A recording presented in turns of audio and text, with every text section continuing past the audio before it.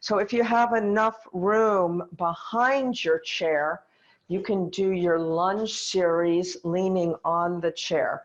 So I'm not going to go deeply into the lunge at first. I'm going to kind of move my knee up and down a few times.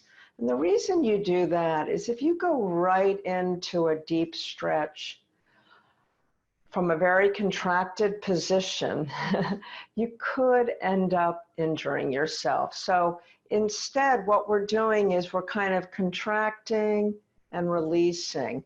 So it's almost like squeezing and letting go, squeezing and letting go. And every time you squeeze, you're squeezing out any of the soreness and the inflammation and the stiffness. And when you let go, all that freshly oxygenated blood is coming in. And you could now add an arm up, arm down. One arm up, one arm down. And last time.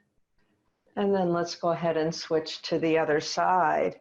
So in between, you might want to shake things out because maybe you activated some muscles you haven't activated all day sitting in that chair or working. So go ahead and take your other leg back.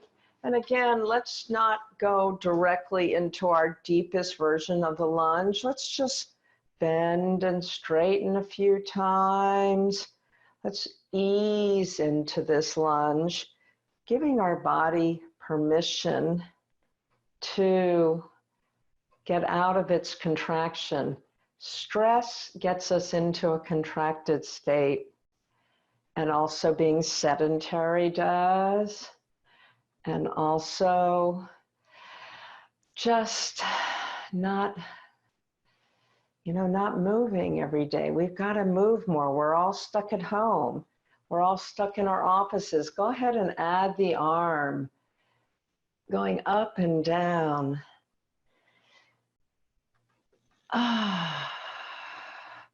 Make sure you're breathing, allowing your body to move smoothly and a little more freely.